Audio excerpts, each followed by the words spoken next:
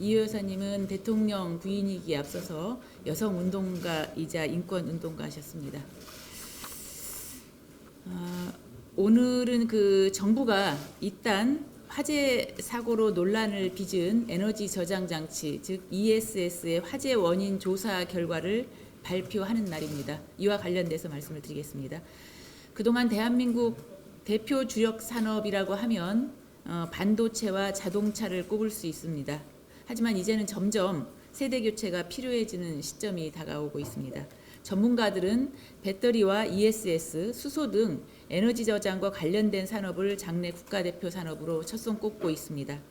특히 전기차와 ESS의 핵심인 배터리는 삼성과 LG, SK 등 국내 굴지에 대기업이 뛰어들어서 세계 최고 수준의 기술력을 보유하고 있는 만큼 앞으로 새로운 성장 동력으로 전망이 매우 밝습니다. 하지만 지난 1년 동안 무려 22건의 ESS 화재가 발생해서 이러한 장밋빛 환상에 대한 회의가 커지고 있는 것도 사실입니다. 오늘 정부가 ESS 화재 사고 원인 조사 결과를 발표하는데 언론 보도를 보면 배터리에서 결함이 발견되기는 했지만 자체 발화한 증거가 없어서 결국 배터리 보호 시스템의 미흡과 운영 환경 미흡, 설치 부주의, ESS 운영 시스템의 미흡 등으로 결론을 내릴 것이라는 내용입니다. 정부가 지난 6개월 동안 얼마나 고민했는지 흔적을 엿볼 수는 있습니다. 그렇다고 배터리 제작 업체가 모든 책임에서 자유로울 수는 없습니다.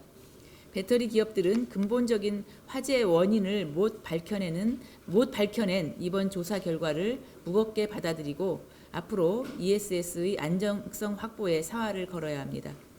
정부도 ESS 설치 기준을 강화하고 운영, 관리 제도를 개선해서 더 이상 화재 사고가 발생하지 않도록 대응 조치를 마련해야 할 것입니다.